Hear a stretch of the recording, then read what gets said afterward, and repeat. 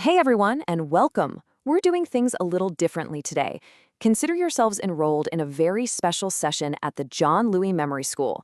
We're about to dive deep into a topic that covers, just about 2/3 of our planet and makes up about 60% of you. That's right, we're exploring the absolute wonders of water.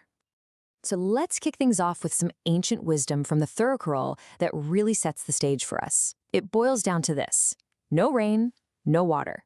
No water, no life. Simple as that. It's the perfect motto for our school today and a powerful reminder of why this is so important. All right, here's our class schedule for today. We're going to take a tour of the world's water sources, ride the Great Water Roller Coaster, you'll see what I mean, figure out how we manage this blue gold, peek at its dangerous side, and then we'll wrap it all up with a pop quiz to make sure it all sticks. Sound good? Let's go.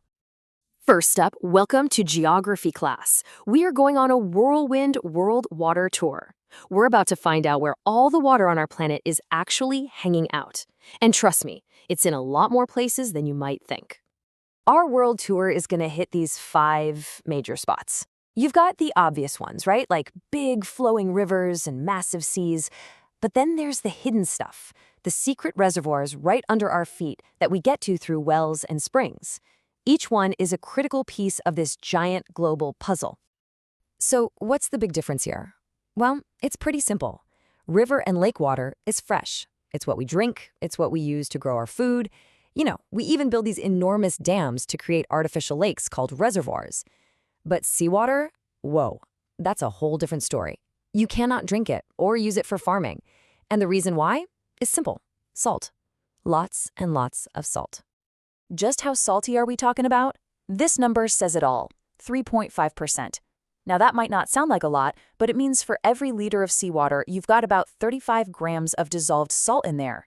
Go ahead, picture a handful of salt and imagine stirring it into your water bottle. Yeah, not so tasty. That's why we just leave it for the fish. Okay, my personal favorite has to be underground water. Seriously, think of it like Earth's own secret, naturally filtered juice box. When it rains, the water soaks into the ground, and as it travels down, all the layers of soil and sand and rock act like this huge, amazing filter. This super clean water collects way down deep, and we can tap into it with wells and springs. Pretty cool, right? Now, let's switch over to the science lab and figure out how all this water moves around. It's time to buckle up and get on what I like to call the Great Water Roller Coaster. You probably know it as the water cycle. This is a ride that has been going nonstop for billions of years, and every single drop of water on Earth is a passenger.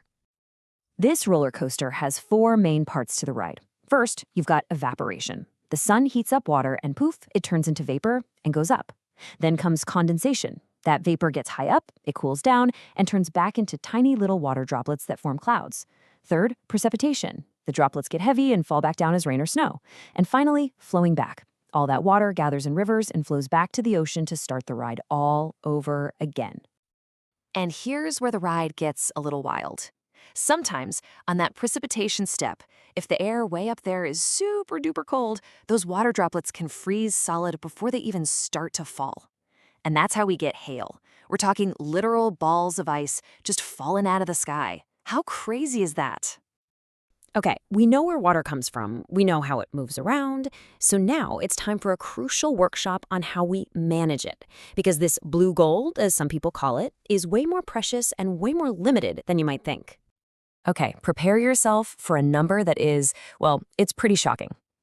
Of all the water on this entire planet, a whopping 97.5% of it is saltwater. Yep, the vast, overwhelming majority of it is completely useless for us to drink or to grow food with. Just let that sink in for a second. So that leaves us with just 2.5% that's fresh, right? But wait, it gets even trickier. Look at this chart.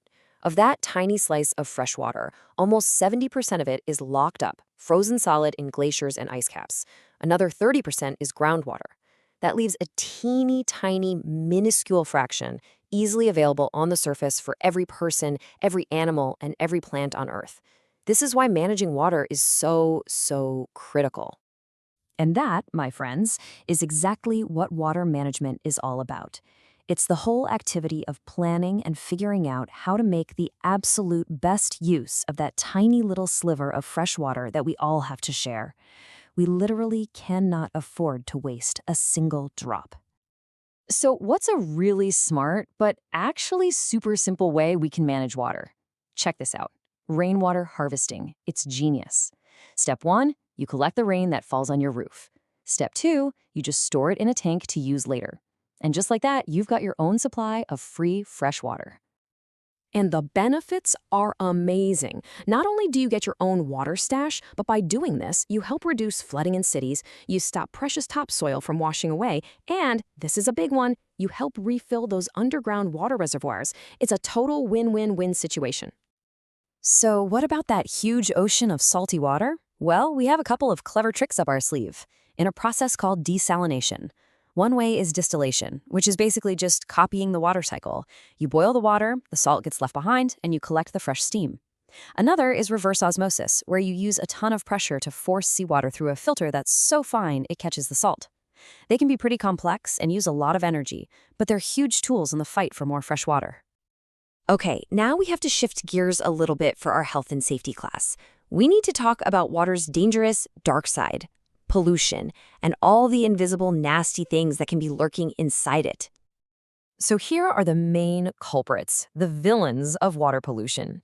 You've got waste from factories, untreated sewage, all the plastic and garbage from our homes, chemicals from farms like fertilizers and pesticides, detergents from our laundry, even big oil spills. All of these things, all from human activities, can turn our precious water sources toxic. And when that water gets contaminated, it basically becomes a delivery service for what I call microscopic party crashers. As you can see here, you get bacteria like Salmonella causing typhoid, or Vibrio cholera causing cholera. Then you have viruses that can give you stuff like hepatitis. The line between dirty water and getting really, really sick is scarily direct. And the danger isn't just from drinking the water. Stagnant water, water that's just sitting there not moving, is like a 5-star hotel for disease-carrying bugs, especially mosquitoes. For instance, the Aedes mosquito, the one that spreads nasty dengue fever, absolutely loves breeding in little pools of standing water.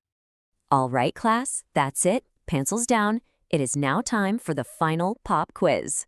Let's see what you remembered from our lesson today. Are you ready? Let's do this. Okay, first question, nice and easy. What do you call the process of collecting rainwater from your rooftop? I'll give you a second. The answer is rainwater harvesting. Yes, nicely done. Question number 2. What percentage of all the water on Earth is freshwater? Think back to that shocking number.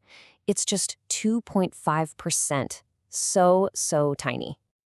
And for the final question, get ready. Which one of those microscopic party crushers, which bacterium, causes cholera? The answer is Vibrio cholerae. Fantastic. You all passed with flying colors. A massive round of applause for all of you. You were amazing students today. And of course, a huge thank you to Memory Grandmaster John Louise, whose incredible techniques helped us structure this whole day to make sure these important facts really stick in your brain. But before you go, I have one piece of homework for you. It's a fun one, I promise. If you could invent one new way to keep our planet's water clean, it could be a crazy invention, a brilliant new rule, anything. What would it be? Let your imagination go wild. Drop your amazing ideas in the comments below. We would love to see them. Thanks for coming to class, and we'll see you for the next lesson here at the John Lewis Memory School.